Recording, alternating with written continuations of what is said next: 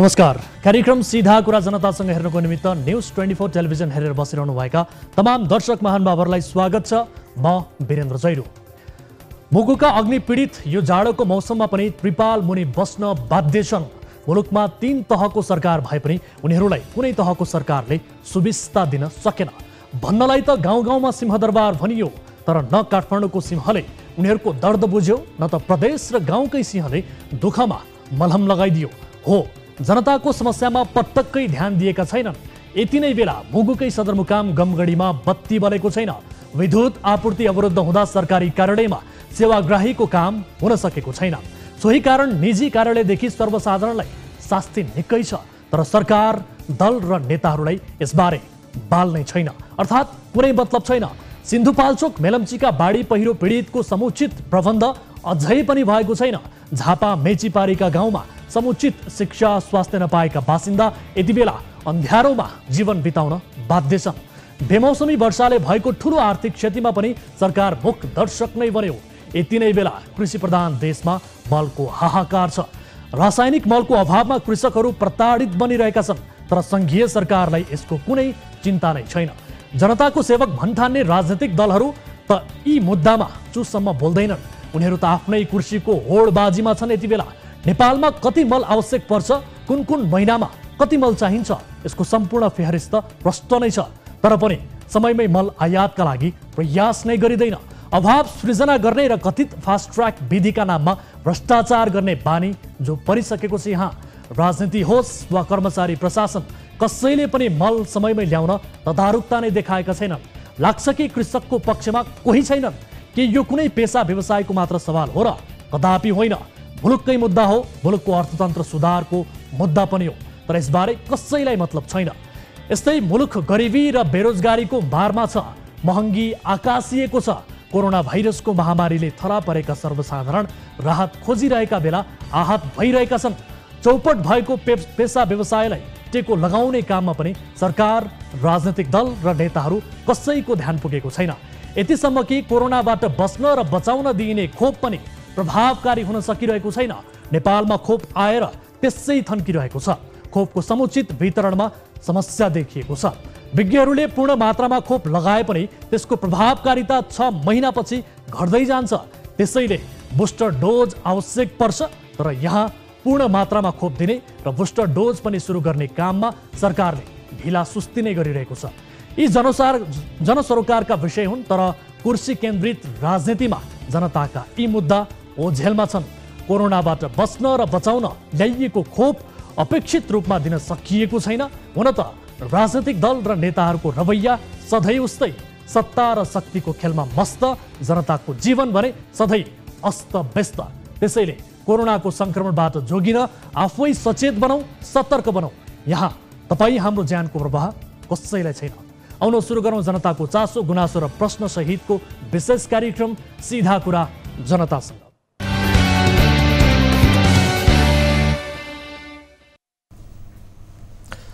कार्यक्रम सीधा कुरा जनतासँगको एउटा अर्को श्रृङ्खलामा उपस्थित भइसकेका छौँ दर्शक महानुभावहरू, यहाँहरूलाई स्वागत छ फेरि पनि। र आजको कार्यक्रममा विशेष गरी सुदूरपश्चिमको डोटीबाट आफ्ना सन्तान खोज्दै काठमाडौँसम्म आएकी एक 70 वर्षीय वृद्ध आमाको कथा प्रस्तुत गर्नेछौँ।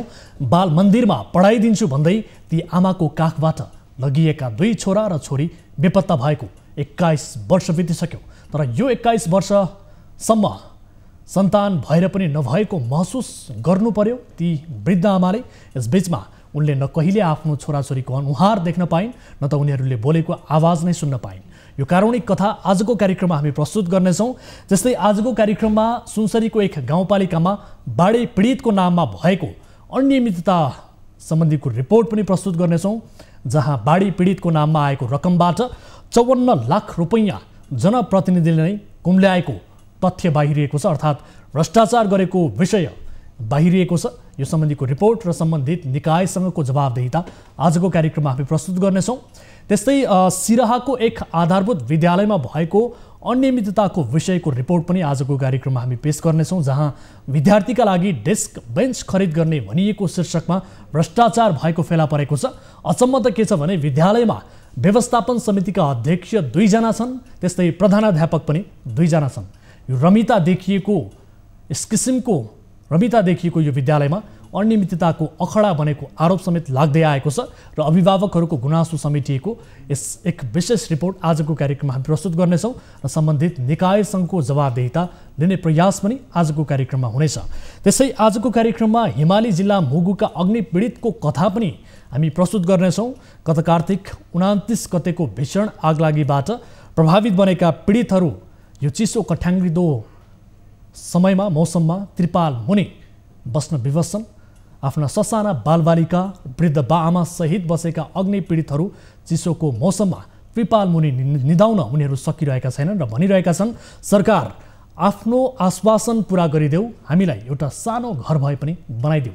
विषयको रिपोर्ट आजको कार्यक्रममा हामी समावेश गर्नेछौँ। यसबाहेक समयले साथ दिए अन्य विविध विषयहरू पनि छन् र सँगसँगै तपाईँ दर्शक महानुभावहरूसँगको प्रत्यक्ष कुराकानीमा पनि हामी जोडिनेछौँ, जसका लागि हामीले हाम्रो स्टुडियोको टेलिफोन लाइन खुला गरिसकेका छौँ। टोल फ्री नम्बर 1660112424, यसै गरी एनसेल नम्बर 980115 72424 र एनटिसी अर्थात् भाइबर नम्बर रहेको छ 9884 011 037 तपाईँका लागि खुला गरिसकेका छौँ र तपाईँले आफ्नो समाजमा वरपर भएका कुनै पनि गलत गतिविधि, व्यतिथि, विसङ्गति, भ्रष्टाचार, अनियमितताबारे जानकारी पाउनु भएको छ र तपाईँ स्वयं आफै कुनै पीडामा पर्नु भएको छ, कुनै समस्यामा हुनुहुन्छ भने तपाईँले हामीलाई जानकारी गराउनुहोला। कार्यक्रममा प्रत्यक्ष रूपमा तपाईँले सहभागिता जनाएर भाइबर र वाट्सएप मार्फत जोडिएर पनि आफ्ना जिज्ञासाहरू भिडियो सम्पर्क मार्फत पनि तपाईँले राख्न सक्नुहुनेछ भन्दै कार्यक्रमको सुरुवात गरौँ नियमित स्तम्भ ताली र गालीबाट।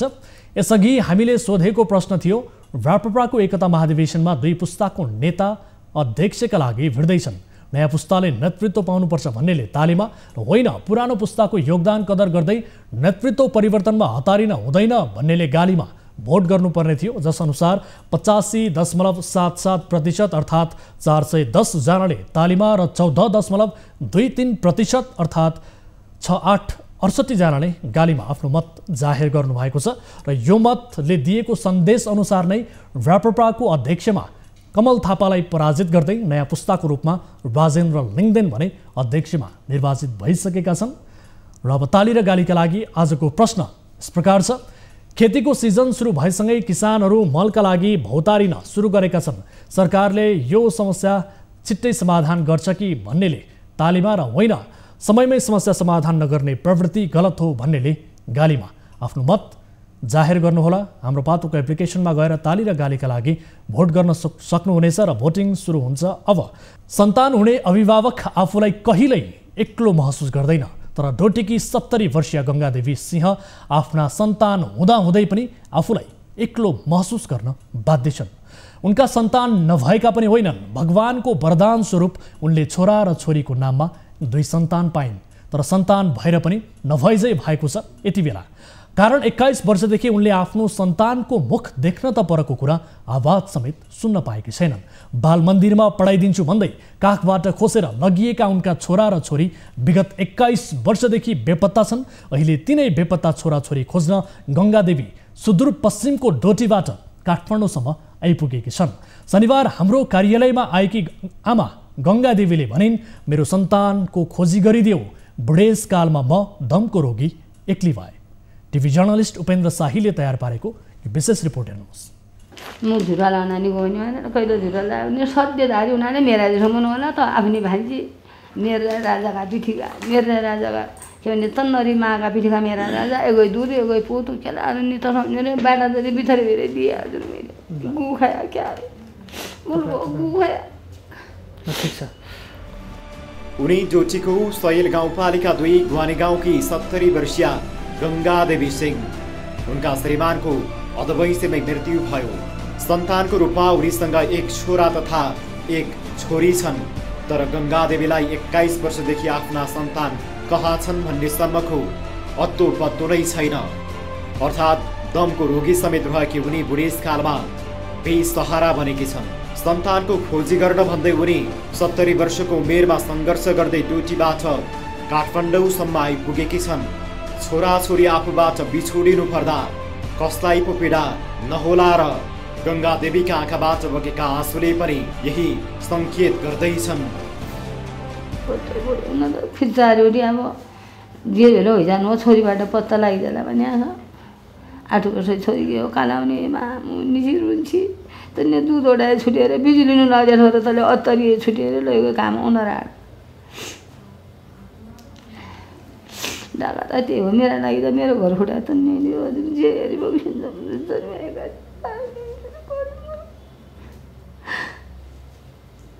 मामा मरियो त्यो के लागि मेरो के साथी लागि उनीहरूले जानकारी पाएबाट थाहा पाएर लैजान त्यही हो मेरो दुश्मनी त्यही हो म त अरू कसरी भन्नु पर्यो म अड्डाका मान्छे बाज लानु कसै बालुतिर लाउने त्यो मेरा घरै चन्नेलाई यताका बाबु भए त्यही जानु नि उनका छोराको नाम नरेश बहादुर सिंह तथा छोरीको नाम दुर्गा कुमारी सिंह हो।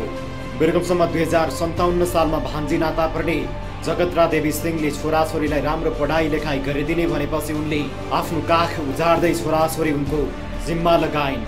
तर बारम्बार भान्जीसँग सोद्धा पनि भान्जीले आफूलाई समेत जानकारी नभएको बताएपछि उनी अहिले काठमाडौँ पुगेकी हुन्। अब उनको भगवानसँग एउटै प्रार्थना छ, बुढेसकालमा छोराछोरीको एकपटक मुख हेर्ने। पछि तार त्यो लास्ट बिहा हो साथीहरू बाबु पनि मर्या 4 महिना मूल्य हो। कति साल? 4 महिना हो छोराछोरी 4 महिनाको मूल्य हो। बाबु मर्या 4 महिना छोरा मूल्य हो। 8 वर्षको छोरी मूल्य हो। यो अलिकति अपाङ्गी छ ऊ बोल्लो जाने भन्न जाने। छोरी त 8 वर्षको उमेरमा थिए जाने बेला 8 वर्षको थिए। अब यस्तो स्थिति छ, बच्चाहरू बिमारी हुन्छन्, भोकमरी छ, ठिकै छ हजुर पनि जानु र बच्चाहरूलाई म बालमन्दिर राखिदिन्छु अनि त्यहाँ पालन पोषण राम्रो हुन्छ र पढाइ लेखाइ पनि दिन्छन् अनि त्यसपछि 16-17 वर्षमा घर फर्केर आउँछन् भनेर चाहिँ उहाँले ल्याउनु भएको रहेछ। अनि त्यसपछि उहाँले चाहिँ अब उहाँसँग बुझ्दाखेरि उहाँको भनाइअनुसार हामीले के अरे भाइले बालमन्दिरमा भर्ना गरे अनि मेरो भाइ चाहिँ बितिसके, हामीले राम्रैको लागि ल्याएको हौँ र हाम्रो कुनै दोष छैन, हामीले राम्रैसँग राख्यौँ बालमन्दिर। कृत्य कागज बनाएर स्पेन र इटली पुर्याइएको खुलासा। तत्कालीन अवस्थामा उनलाई भान्जे जगत्राले कैलाली स्थित बाल संगठनमा पढाउने आश्वासन दिएकी थिइन्। तर त्यसको केही महिनापछि उनीहरूलाई एक एक गरेर नेपाल बाल संगठनको केन्द्रीय कार्यालय नक्साल पठाइएको खुलेको छ। यति मात्रै होइन, ती बालबालिकालाई कृत्य कागज बनाएर स्पेन र इटली पुर्याइएको खुलासा भएको छ।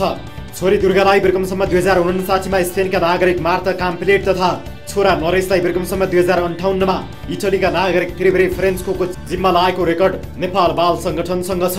उनीहरूलाई विदेशीको जिम्मा लगाउँदा आमालाई अर्थात् आफन्तलाई जानकारी हुनुपर्ने हो। तर उल्टै आमाले दोस्रो बिहे गरेर घर छाडेको नक्कली कागजपत्र बनाइएको छ। यस्तो स्थायी ठेगाना डोटी हुनुपर्नेमा कैलाली बनाएर कृत्य काम गरिएको छ। यसमा नेपाल बाल संगठनले आफ्नो पनि गल्ती भएको स्वीकार्दै खोज तलासमा सहजीकरण गर्ने प्रतिबद्धता जनाएको छ।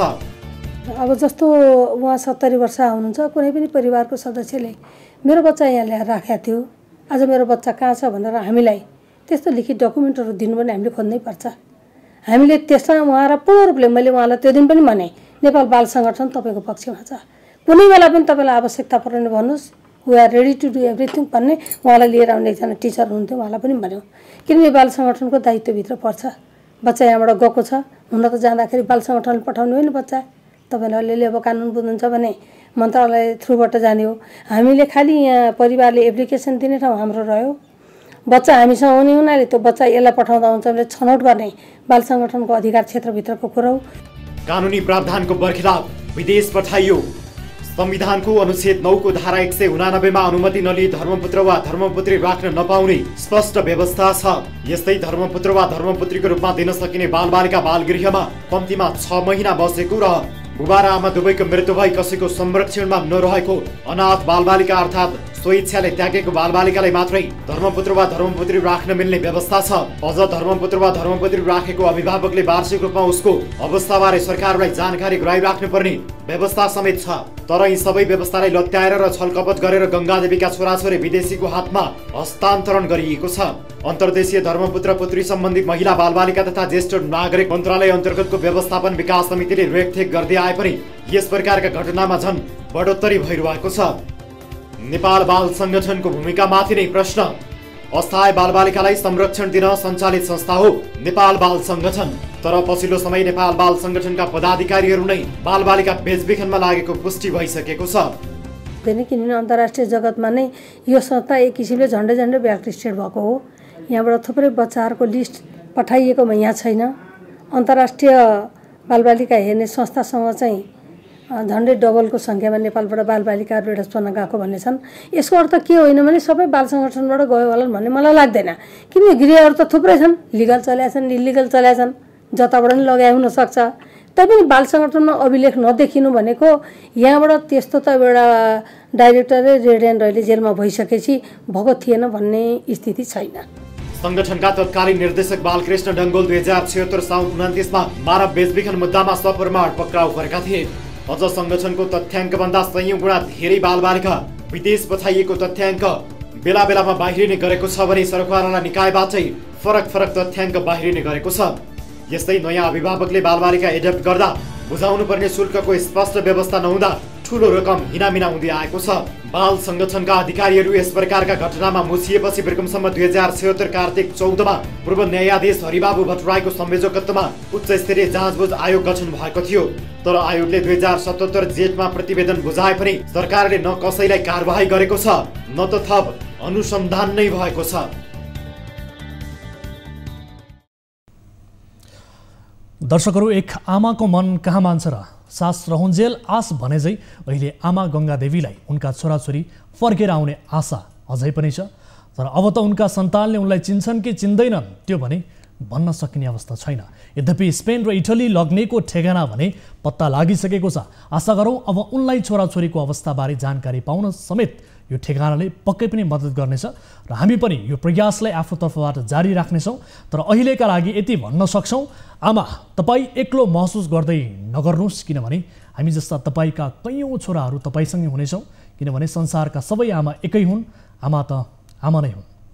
दर्शक महानुभावहरू, यति बेला यसै विषयमा थप कुराकानी गर्नका लागि हामीसँग जोडिनु भएको छ महिला तथा बालबालिका तथा ज्येष्ठ नागरिक मन्त्रालयका सहप्रवक्ता दिवस आचार्य हाम्रो सम्पर्कमा हुनुहुन्छ। आचार्य सर, यहाँलाई स्वागत छ कार्यक्रम सीधा कुरा जनतासँगमा। धन्यवाद। हजुर, अब सबैभन्दा पहिले त एउटा बेसिक इन्फर्मेसन यहाँ गराइदिनु होला।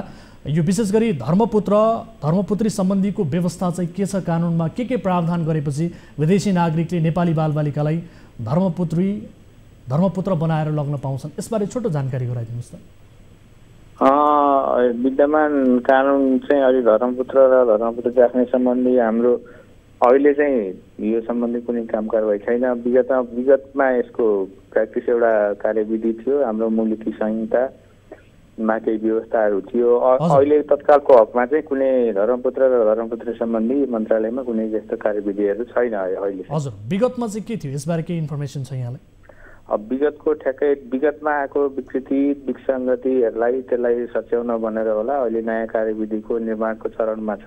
अहिले बनिसकेको अवस्था छैन। यो विगत केही समयदेखि नै होला, लामै समय भयो, त्योदेखि नयाँ धर्मपुत्र सम्बन्धी यो कानुनी प्रावधान भएको अवस्था छैन अहिले। आचार्य सर, जस्तो अब बाबु र आमा दुवैको मृत्यु भए कसैको संरक्षणमा नरहेको अनाथ बालबालिका अर्थात् स्वेच्छाले त्यागेको बालबालिकालाई मात्रै धर्मपुत्र वा धर्मपुत्री राख्न दिने व्यवस्था रहेछ हामीले जानकारी प्राप्त गरे अनुसार। तर कृत्य कागजात बनाएर चाहिँ डोटीकी गङ्गादेवी सिंहका जो छोराछोरी छन् उनीहरूलाई स्पेन र इटली पुर्याइएको रहेछ, यो खुलासा भएको छ। यसरी आमाको अथवा अभिभावकको अनुमति बिना यो चाहिँ कसरी हुन सक्दछ, के भन्नुहुन्छ तपाईँ? अब त्यो अभिभावकको अनुमति बिना धर्मपुत्र राख्न पाइने भन्ने काही व्यवस्था छैन। त्यस्तो भएको कानुनको विपरीत भएको देखिन्छ यस्तो हुँदा। अब यो त हाम्रो विद्यमान अरू कानुनहरूले पनि यो विषयमा त कारबाही गर्न सक्ने अवस्था रहन्छ। हजुर, अब यो घटना मैले तपाईँलाई सुनाइसकेँ। विशेष गरी अब यो डोटीको घटना पनि रहेको छ। डोटीकी 70 वर्षीय गङ्गादेवी सिंह अहिले 21 वर्षपछि आफ्नो सन्तान खोज्नका लागि भनेर काठमाडौँमा आएको अवस्था छ।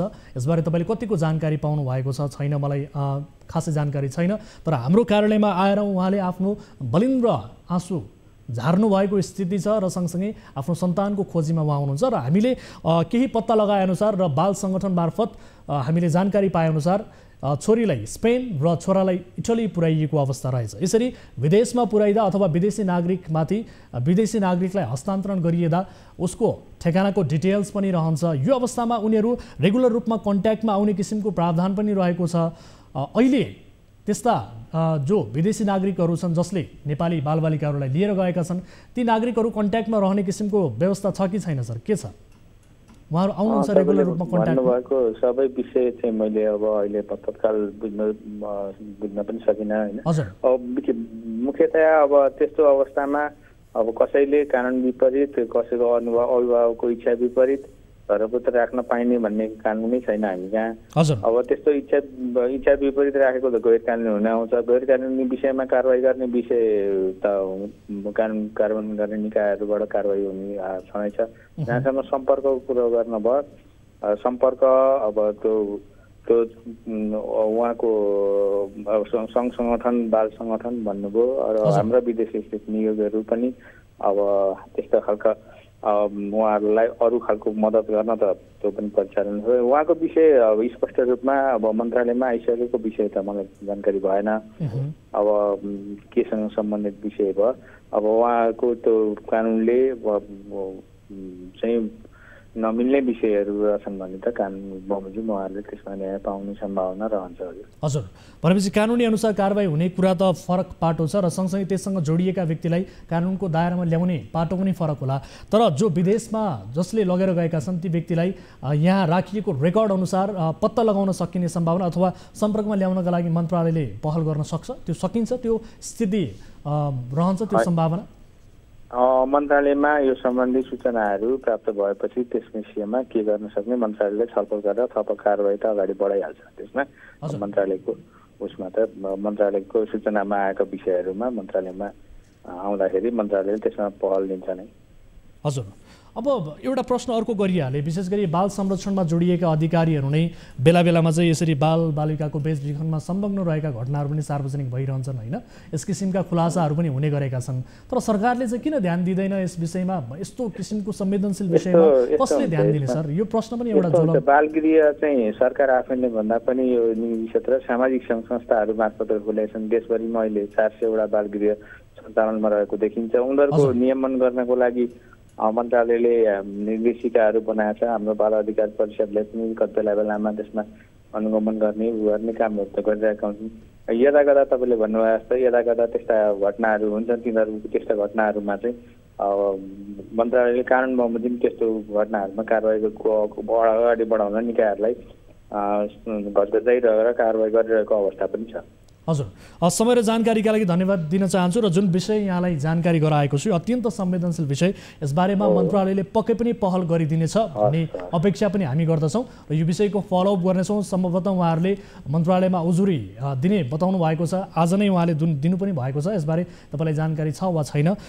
खैर, यस विषयलाई तपाईँले आधार मानेर अथवा यससँग सम्बन्धित रहेका पीडितहरूले थप गरेको जानकारी र गरेको उजुरीका आधारमा यस विषयलाई टुङ्गोमा पुर्याउन र मद्दत गर्नका लागि तपाईँहरूले पहल गर्नुहुनेछ भन्ने अपेक्षा हामीले गरेका छौँ। समय र जानकारीका लागि यहाँलाई धेरै धेरै धन्यवाद सर। मेरो पनि धन्यवाद सर।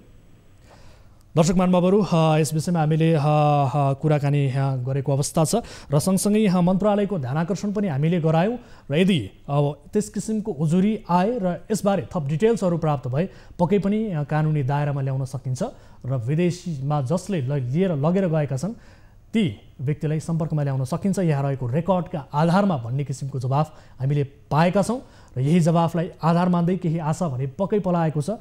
ती आमाले आफ्नो सन्तानको अवस्थाबारे जानकारी पाए भने पनि अहिलेका लागि निकै ठुलो राहत हुने अवस्था छ र यसबारे पक्कै पनि हाम्रो तर्फबाट प्रयास गर्नेछौँ र सम्बन्धित निकायले पनि यसबारे गम्भीर रूपमा आफ्नो पहल कदमी अगाडि बढाउनेछ भन्ने किसिमको अपेक्षा हामी गर्दछौँ र अन्य विविध विषयहरू कार्यक्रममा समावेश नै छन्। यो विषय हाम्रो फलोअपको विषय रहनेछ। यस विषयलाई हामी प्राथमिकताका साथ आगामी कार्यक्रममा फेरि पनि फलोअप गर्नेछौँ भन्दै यति बेला भने कार्यक्रममा पालो भएको छ ब्रेक पश्चात अन्य विविध विषयसहित उपस्थित हुनेछौँ। तपाईँहरू हेरिरहनु भएको छ कार्यक्रम सीधा कुरा जनतासँग मात्र न्युज 24 टेलिभिजन।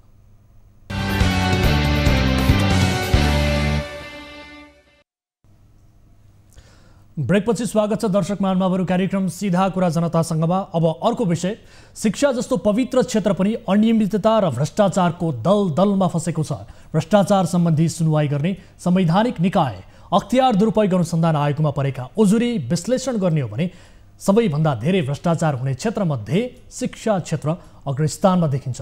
शिक्षा जस्तो क्षेत्रमा शिक्षकहरू नै भ्रष्टाचारको चपेटामा पर्छन् भने उनीहरूले कसरी मनोबल उच्च बनाई विद्यार्थीलाई आदर्श बाँड्न सक्छन्? यस्तै प्रश्न अहिले सिराहाको मिर्चैया नगरपालिकामा रहेको आधारभूत विद्यालय राघोपुरमा अध्ययनरत विद्यार्थी र तिनका अभिभावक गर्न थालेका छन्, जहाँ विद्यार्थीका लागि डेस्क बेन्च खरिद गर्न छुट्याइएको लाखौं रकममा अनियमितता भएको रहस्य खुलेको छ। सिराहाबाट टिभी जर्नलिस्ट दिलीप सहनीले पठाएको यो विशेष रिपोर्ट हेर्नुहोस्। सिराहाको मिर्चैया नगरपालिका 3 स्थित आधारभूत विद्यालय राघोपुर अनियमितताको अखडा बन्दै गएको छ। यो विद्यालयमा अध्ययनरत विद्यार्थीका लागि डेस्क बेन्च खरिदमा चरम अनियमितता भएको तथ्य बाहिरिएको छ।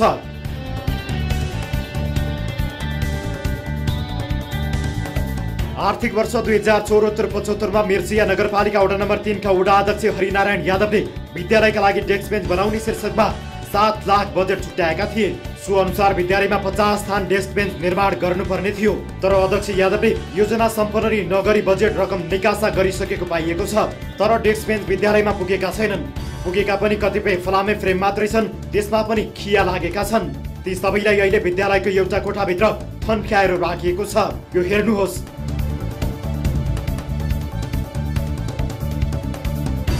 विद्यार्थी चिसो भुइँमा बस्न बाध्य। यता विद्यालयमा डेस्क र बेन्च नआएपछि बालबालिकाहरू पनि बढ्दो चिसोमा भुइँमा बसेर पढ्न बाध्य छन्।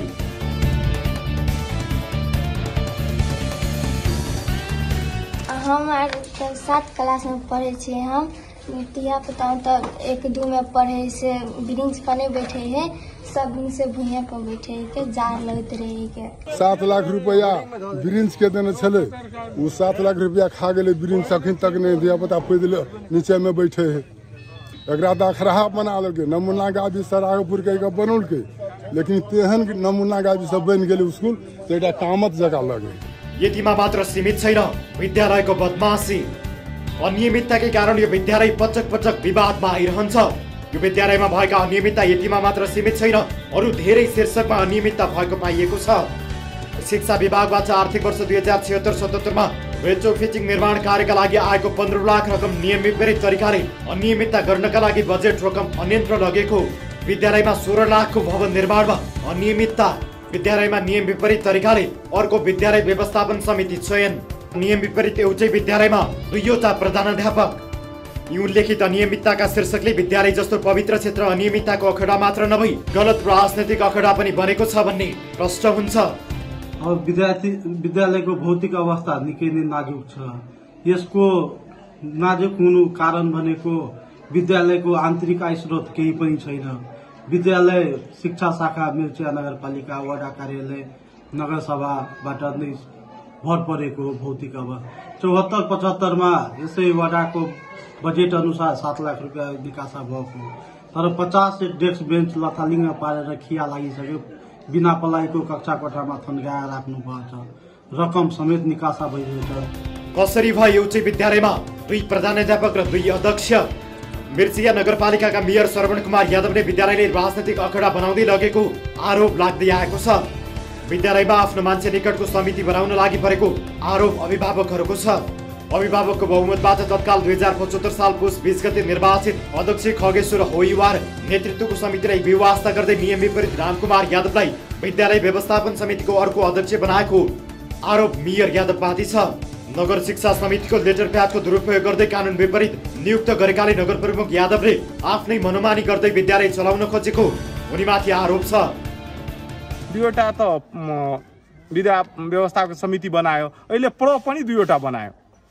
अब एउटै स्कुलमा 2वटा प्रो के गर्ने सर? अनि 3वटा दरबन्दी थियो यहाँ।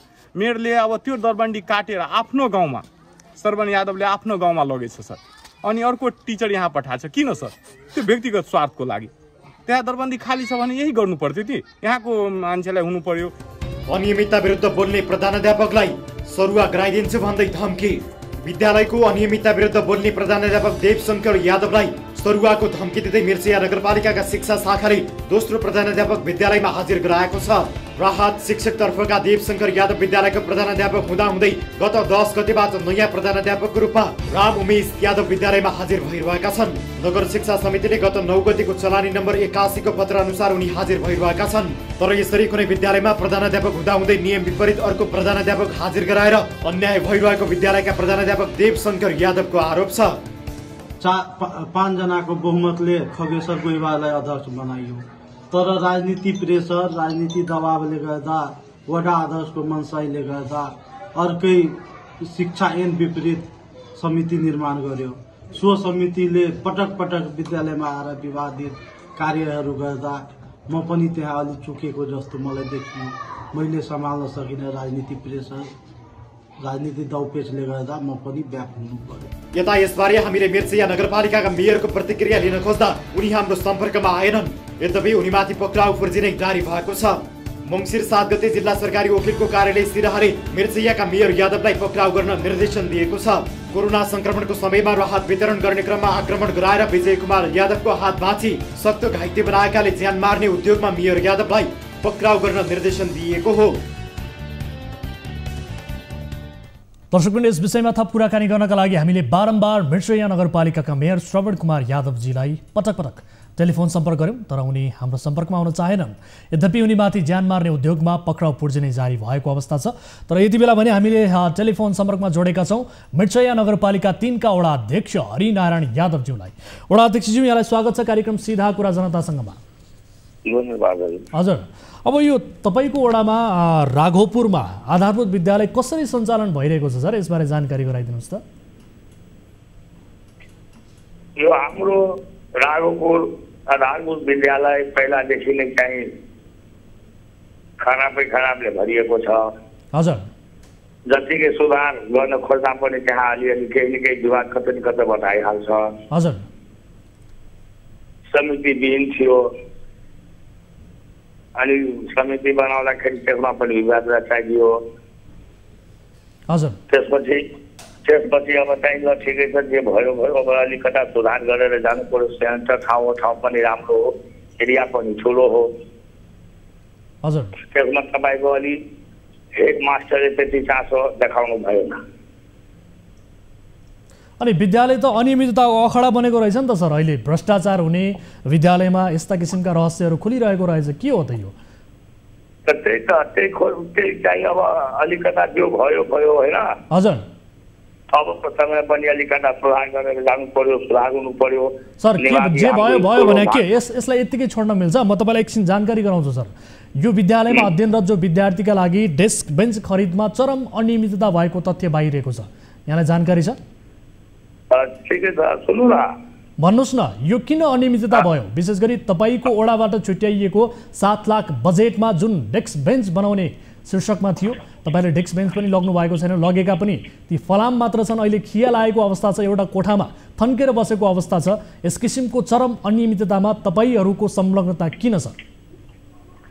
यसमा के छ, हामीले वाडाबाट हजुर वाडाबाट 7 लाख रुपियाँ दिएको थिए। हजुर, त्यसमा तपाईँको अलि टाइम कम भएको हुनाले काम हुन पाइएन त्यहाँ। हजुर, एउटा रुमको झ्याल ढोका अनि ढलान, भुइँ ढलान अनि बेसमेन्ट पनि खरिदियो। त्यसमा चाहिँ तपाईँको 3,20,000 को बिल बनेछ, त्यो 7 लाख। हेलो, हजुर सुन्दैछु, भन्नुहोस् न। 7 लाख चाहिँ खर्च भएन, 3,20,000 को मात्रै काम भयो। 3,20,000 पेमेन्ट भएको छ त्यसमा मात्रै। सर, 50 स्थान डेस्क बेन्च निर्माण गर्नुपर्ने थियो सम्झौता अनुसार, तर तपाईँले यो योजना सम्पन्न नभइकन बजेट निकासा गरिसकेको पाइएको छ। किन निकासा गर्नुभयो? के आधारमा निकासा गर्नुभयो त? त्यहाँ पुगेको छ 50 स्थान बेन्च पुगेको छ, डेस्क पुगेको छ सर। सुन्नु न, भन्नुहोस् न, के आधारमा तपाईँले निकासा गर्नुभयो रकम? जबकि त्यहाँ डेस्क बेन्च नै पुगेको छैन सम्झौता अनुसार भनेपछि तपाईँले के आधारमा तपाईँले त्यो रकम निकासा गरिदिनु भयो सर? सम्झौता अनुसार काम भएन। हजुर, असारको समय आइसक्यो, उपभोक्ता समितिले गराउनु भएको अनि काम नहुँदै तपाईँले निकासा गर्न मिल्छ? के आधारमा गर्नुभयो त यो बताउनुहोस् न सर। काम भएन पनि भन्नुहुन्छ अनि तपाईँ रकम निकासा पनि गरिसक्नु भएको छ, यस्तो पनि हुन्छ सर? के आधारमा गर्नुभयो? काम भएको निकासा मात्रै भएको छ। कति निकासा गर्नुभएको छ? के काम भएको छ सर? तपाईँले डेस्क बेन्चहरू काम लागेको देख्नु भएको छ? त्यहाँ फ्रेम मात्रै छ, त्यसमाथि खिया लागेको अवस्था छ। सुन्नु न हजुर, त्यहाँ झ्याल ढोका बन्यो, अरू रुमको भुइँ ढलान भयो, इँटा जोड्नु भयो त्यसमा, अनि त्यसपछि तपाईँको चाहिँ त्यो डेस्क पनि बनाउनु भयो। अब फर्निचरवालालाई आज भोलि गर्दै त्यो गर्न सकेन। सर कहाँ छ भनेको? तपाईँहरूले डेस्क बेन्च बनाएको चाहिँ कहाँ छ? एउटा कोठाभित्र थन्किएर बसेको स्थिति छ। विद्यार्थीहरू यो चिसो मौसममा भुइँमा बसेर पढिरहेका छन् सर। तपाईँ एक जनप्रतिनिधि हुनुहुन्छ, तपाईँले त्यो दृश्य देख्नु भएको छैन? तपाईँ भनिरहनु भएको छ त्यहाँ काम बनेको छ भनेर, के भएको छ सर बताउनुहोस् त। त्यही त मैले चाहिँ अब बराबर हेर्छाले ल ठिकै छ, अब यसमा चाहिँ यो गर्नुपर्छ, त्यो खाना भइहाल्छ, कुनै चासो राखेन त्यहाँ हेडमास्टरले। वडाबाट रकम विनियोजन भएको हो नि सर, त्यो अनुसार तपाईँहरूले उपभोक्ता समिति मार्फत खरिद गराउनु भयो ती सामग्रीहरू हो। अनि त्यो भनिअनुसार किन खरिद भएन र भनेअनुसारको सामग्री त्यो डेस्क बेन्च विद्यालयमा किन पुर्याइएन तर तपाईँले रकम चाहिँ निकासा किन गरिदिनु भयो? जति काम भएको थियो यसमा त तपाईँको संलग्नतामा तपाईँले पनि यसमा भ्रष्टाचार गर्नुभएको भनेर स्थानीय अभिभावकले आरोप लगाइरहेका छन्। भ्रष्टाचार केही भएको छैन, जति काम गर्नु भएको छ उपभोक्ता समितिले त्यति पेमेन्ट पाएको छ। के काम भएको छ सर? काम चाहिँ के भएको छ? विद्यार्थीहरू भनिरहेको छु चिसो भुइँमा बसिरहेको स्थिति छ यो चिसो मौसममा। तपाईँले देख्नु भएको छ, त्यो विद्यालयमा जानुभएको छ, तपाईँ एक वडाको अभिभावक हुनुहुन्छ, जनप्रतिनिधि हुनुहुन्छ, स्थानीय नागरिकको अभिमत पाएर तपाईँ त्यो स्थानमा पुग्नु भएको छ। तपाईँ आफ्ना क्षेत्रका बालबालिकाहरू कसरी विद्यालयमा पढिरहेका छन् भन्ने किसिमको दृश्य हेर्न पुग्नु भएको छ तपाईँ। सुन्नु न, त्यही अभिभावकको नाताले हजुर मैले चाहिँ वडाबाट रकम छुटाएको थिएँ, उपभोक्ता समिति बनाइदिए। अब उपभोक्ता समितिले गर्दै अलिकता ढिलो भयो, गर्न सकिएन। सर किन गर्न सक्नु भएन त? यसमाथि तपाईँ मुछिनु भएको छ, तपाईँको संलग्नतामा यहाँ रकम यो भ्रष्टाचार भएको छ भन्ने किसिमको आरोप लागिरहेको छ तपाईँलाई सर। स्थानीय नागरिकलाई यसको स्पष्टीकरण दिनुहोस्, कसरी भयो यो किसिमको अवस्था, कसरी आयो सर? डेस्क बेन्च त्यहाँ भनिअनुसार सम्झौता अनुसार विद्यालयमा किन पुगेन र पुगेका पनि फ्रेम मात्रै किन पुगे, खिया लागेका किन पुगे र एउटै कोठामा थन्किएर चाहिँ किन राखिएको छ र विद्यार्थीहरू भुइँमा बसेर पढ्नुपर्ने, चिसोमा बसेर पढ्नुपर्ने अवस्था किन आयो? यसको जवाब दिनुहोस् सर।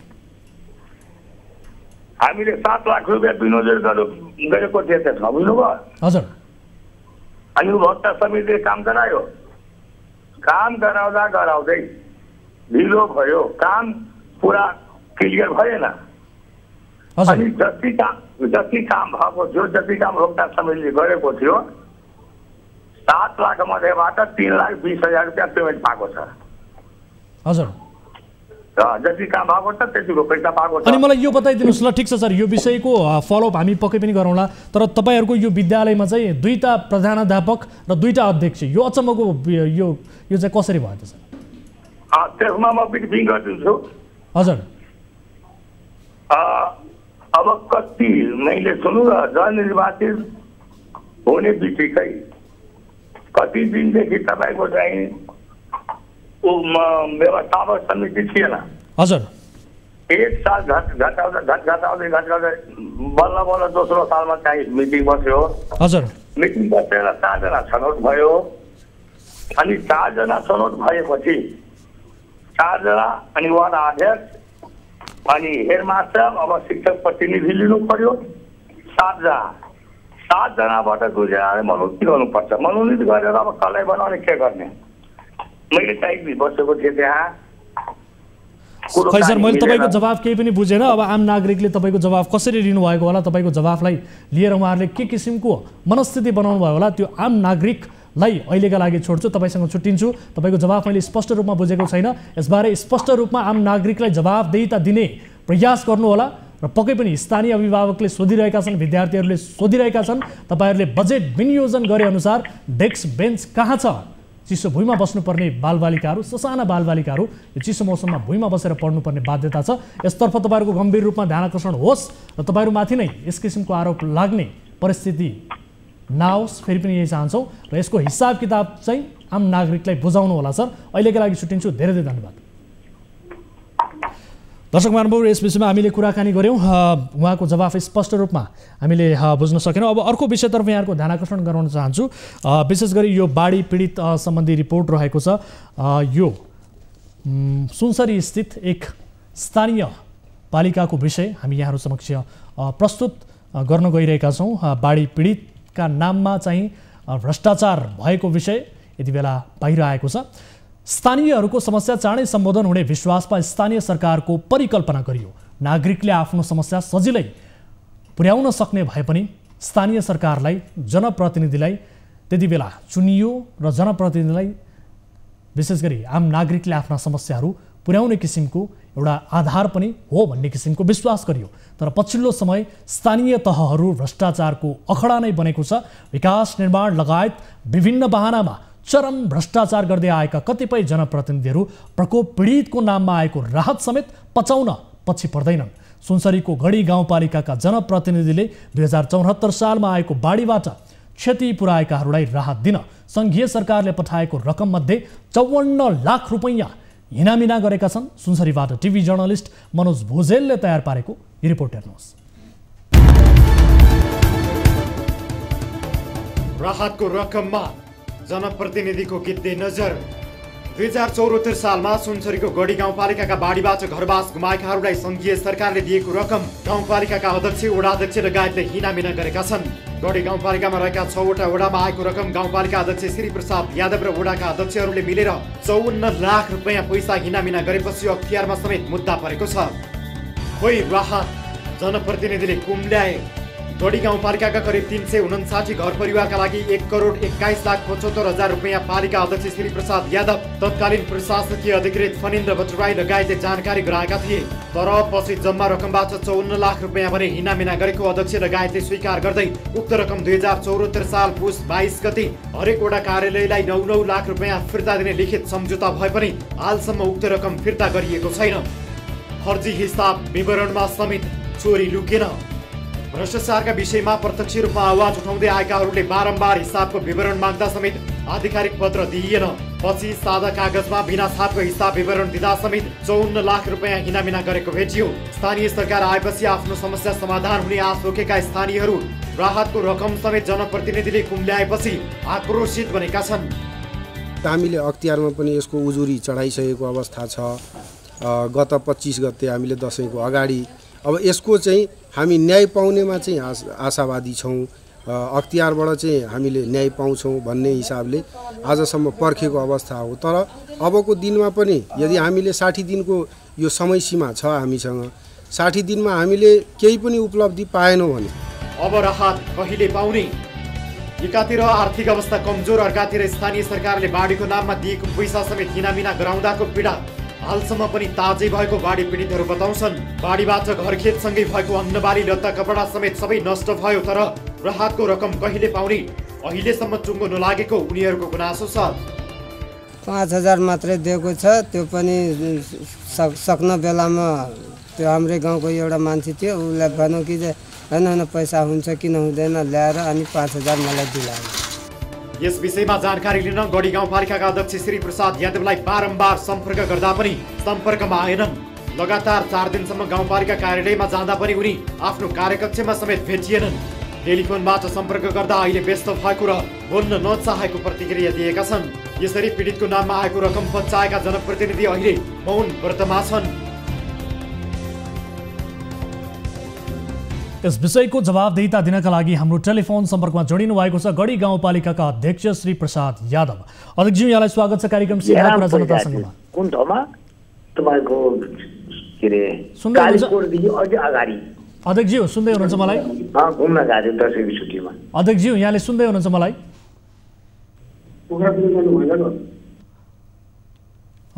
अध्यक्षज्यू हाम्रो लाइनमा आउनु भएको छ, तर सम्भवतः उहाँ अन्य कहीँ ठाउँमा व्यस्त भएको मैले महसुस गरिरहेको छु। एकपटक फेरि उहाँलाई जोड्नका लागि अनुरोध गर्न चाहन्छु मास्टर कन्ट्रोल रुममा रहनुभएका साथीहरूलाई। अध्यक्षज्यू हाम्रो टेलिफोन लाइनमै हुनुहुन्छ। अध्यक्षज्यू यहाँलाई स्वागत छ कार्यक्रम सीधा कुरा जनतासँगमा। सुन्दै हुनुहुन्छ? अध्यक्षज्यू यहाँलाई स्वागत छ कार्यक्रममा। अध्यक्षज्यू यहाँले सुन्दै हुनुहुन्छ?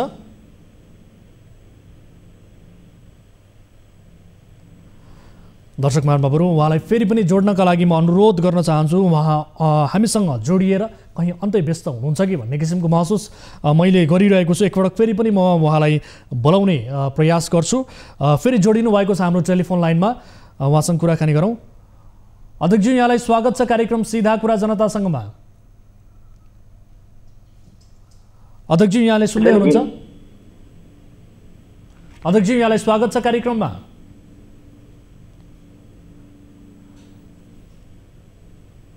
अध्यक्षज्यू यहाँले सुन्दै हुनुहुन्छ मेरो आवाजलाई? हेलो, यहाँले सुन्दै हुनुहुन्छ मेरो आवाजलाई? अब सुन्दैछु। यहाँलाई स्वागत छ कार्यक्रम सीधा कुरा जनतासँगमा। हजुर, बल्ल बल्ल बल्ल बल्ल भेटिनु भयो। हेर्नुहोस् त, हामीले तपाईँलाई विगत 4 दिनदेखि बारम्बार सम्पर्क गरिरहेका छौँ। बल्ल भेटिनु भयो तपाईँ। हजुर हजुर, चुनाव लागिरहेछ नि त हजुर? चुनाव लागिरहेछ, व्यस्त हुनुहुन्छ है? हजुर हजुर हजुर, तपाईँ चुनावमा व्यस्त हुनुहुन्छ, तर बाढी पीडितहरूको बिचल्ली भएको छ। 2074 सालमा आएको जुन बाढी छ त्यसबाट प्रभावित भएकाहरूलाई राहत दिन सङ्घीय सरकारले पठाएको रकम मध्ये 54 लाख रुपैयाँ इनामिना भएको भन्ने किसिमको विषय बाहिरियो। तपाईँ पनि मुछिनु भएको छ। के हो यसको वास्तविकता? तपाईँको गाउँपालिकामा यस्तो किन भयो? त्यो एकदम गलत कुरा हो हैन? हजुर, सबै वडाध्यक्षहरूले हजुर बकाइदा भरपाई बनाएर जनताहरूको हैन, हजुर हाम्रो गाउँपालिकामा भरपाई पेश गरेको छ। हजुर, पैसा बुझेको भरपाई पनि लगाएको छ, चेक पनि बुझाएको छ हैन? हजुर। अब यहाँ के अरे पीडितले आजसम्म हामीसँग अब 3 वर्ष बितिसक्यो, गाउँपालिकामा आजसम्म कुनै निवेदन परेको छैन। किन निवेदन परेको छैन? म तपाईँलाई सुनाउँछु सर, स्मरण रहोस्। 54 लाख रुपैयाँ इनामिना गरेको भन्दै तपाईँहरूले स्वीकार गर्नुभएको छ। तपाईँ लगायत अन्य 6वटा वडामा जुन किसिमको यो समस्या देखियो, त्यो रकम 2074 साल 9 महिना 22 गते हरेक वडा कार्यालयलाई 9 लाख रुपैयाँ फिर्ता दिने लिखित सम्झौता पनि भएको छ। तर हालसम्म उक्त रकम चाहिँ फिर्ता गर्नुभएको छैन सर। यो तपाईँहरूले स्वीकार्नु भएको होइन? होइन, पहिले कुरा त सुनिदिनु न। भन्नुहोस् न। अहिले तपाईँको वडा अध्यक्षहरू जुन छ नि, हजुर, जम्मै भरपाई बनाएर टोटल रकम सुन्नुहोस्, त्यो बाँकी बक्यौता सबै तपाईँको वडाको भरपाई हेर्नु होला हैन? हजुर, भरपाईबाट त स्पष्ट हुन्छ नि गएको नगएको। भनेपछि तपाईँहरूले स्वीकार गर्नुभएको हो कि होइन? 2074 साल एकपटक सुन्नुहोस् न सर, 2074 साल 9 महिना 22 गते हरेक वडा कार्यालयलाई 9 लाख रुपैयाँ फिर्ता गर्ने भनेर तपाईँहरूको लिखित सम्झौता भएको छ कि छैन? त्यो सम्झौता त कोसँग गर्नु, कोसँग भएको छ मलाई थाहा भएन कि। हजुर, तपाईँलाई थाहा भएन? वडाले पैसा लगिसक्यो। अब बाहिरको अब जथाभावी मान्छेले हजुर जो पाए त्यही बोल्ने त होइन नि उहाँहरूले। अनि तपाईँहरूको चाहिँ तपाईँहरू विरुद्ध चाहिँ सर सुन्नुहोस् न, तपाईँहरू विरुद्ध अख्तियारमा मुद्दा परेको छ भन्ने किसिमको जानकारी छ कि छैन त? यो पनि जानकारी छैन। सुन्नु न, पहिले मेरो कुरा सुनिदिनु न। लिखित रूपमा तपाईँ हेर्न सक्नुहुन्छ कि पैसा बाँडियो कि बाँडेन? हजुर, त्यो रकम कसै सुन्नु न, त्यो रकम बाँडेको छ कि छैन? हजुर, तपाईँ आएर स्वयं जनताको नजिक आउनुहोस्। जनताको नजिक जनताको आवाज हामीले सुनाइसकेका छौँ। उहाँहरूले भन्नुभएको छ हामीहरूले पाएनौँ, सङ्घीय सरकारले पठाएको रकम तपाईँहरूले बाँड्नुभयो होला, तर जुन हिसाबले जुन बजेट सङ्घीय सरकारले दिएको थियो त्यसमध्ये 54 लाख रुपैयाँ जनप्रतिनिधिले हिनामिना गरेको भन्ने किसिमको तथ्य बाहिरिएको छ। हजुरलाई म स्पष्ट भन्दैछु, हजुर, कसैले गरेको छैन। वार्डमा पैसा सबै पठाइसकेको, हजुर, भरपाई हामीसँग आइसकेको हैन? हजुर, भरपाई पनि हामीसँग आइसकेको छ। तपाईँले आएर गाउँपालिकामा त्यो भरपाई हेर्न सक्नुहुन्छ।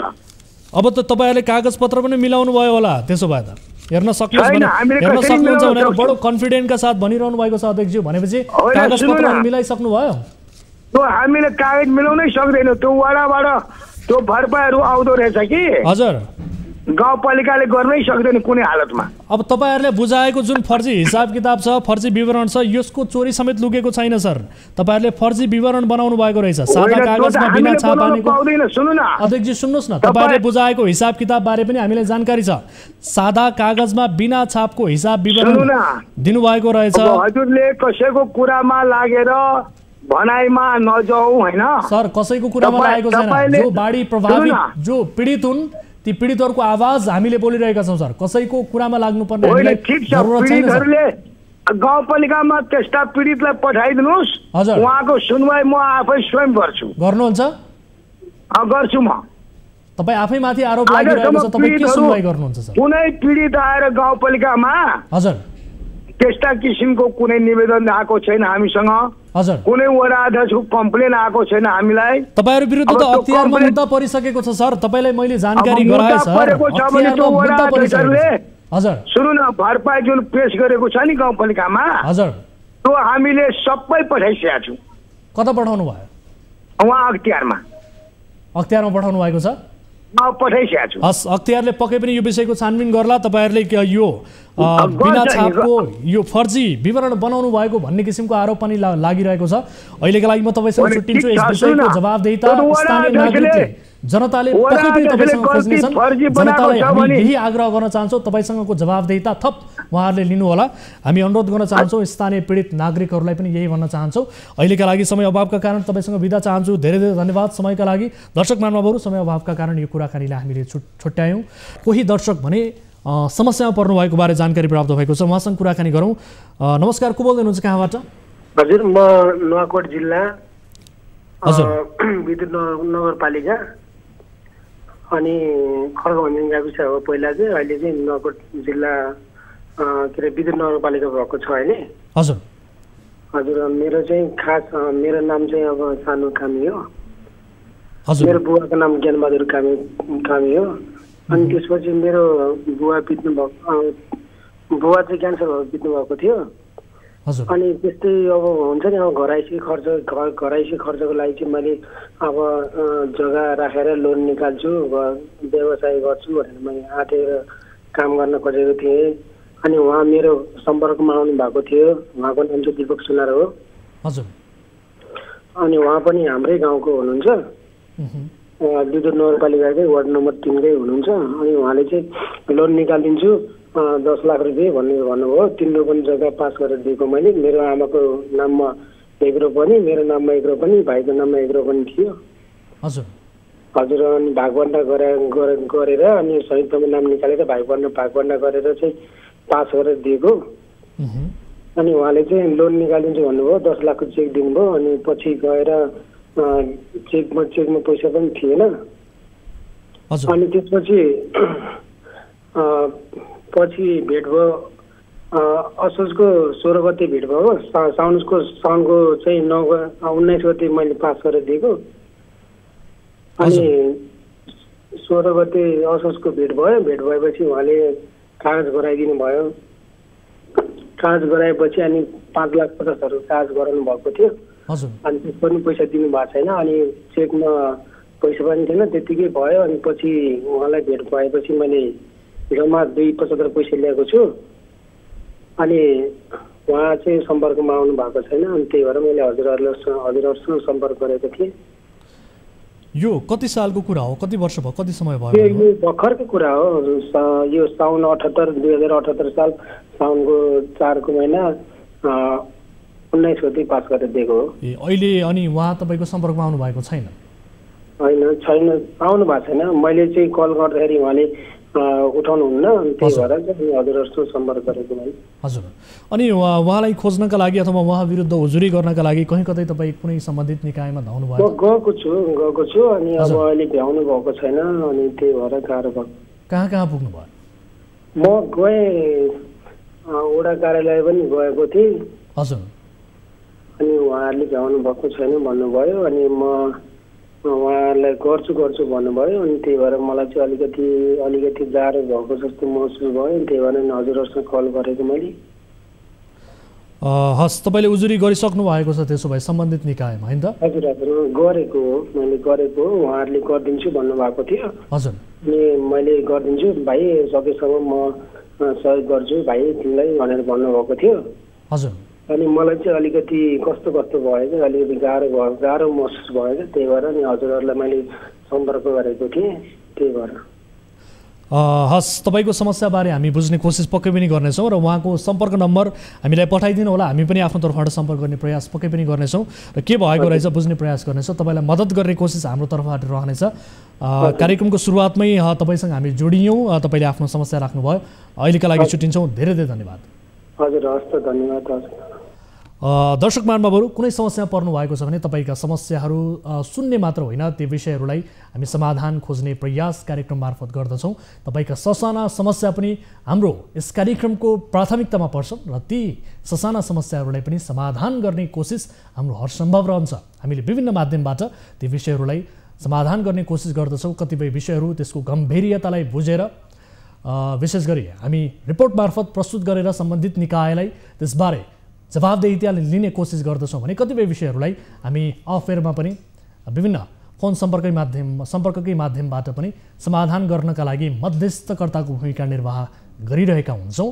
त्यसकारण तपाईँले निर्धक्कका साथ आफ्ना समस्याहरू, आफ्ना पीडाहरू र आफ्नो समाजमा भएका कुनै पनि घटनाबारे जानकारी गराउनका लागि हाम्रो 24 हेल्प डेस्कसँग सम्बन्धित रहेका विभिन्न माध्यमहरू तपाईँका लागि 24 घण्टा खुला रहनेछ भन्दै आजको पहिलो अनि महत्त्वपूर्ण विषयतर्फ यहाँहरूको ध्यान आकर्षण गराउन चाहन्छु। आजलाई यिनै विषयहरू प्रस्तुत गर्दै कार्यक्रमको निर्धारित समय पनि सकिएको छ। अन्य विषयहरू पनि कार्यक्रममा बाँकी नै थिए। यी विषयहरू आगामी श्रृङ्खलामा प्रस्तुत गर्दै जानेछौँ र यसको जवाबदेहिता पनि खोज्दै जानेछौँ भन्दै आजका लागि कार्यक्रम सिधा कुरा जनतासँगबाट म वीरेन्द्र जैरू बिदा हुन्छु। नमस्ते।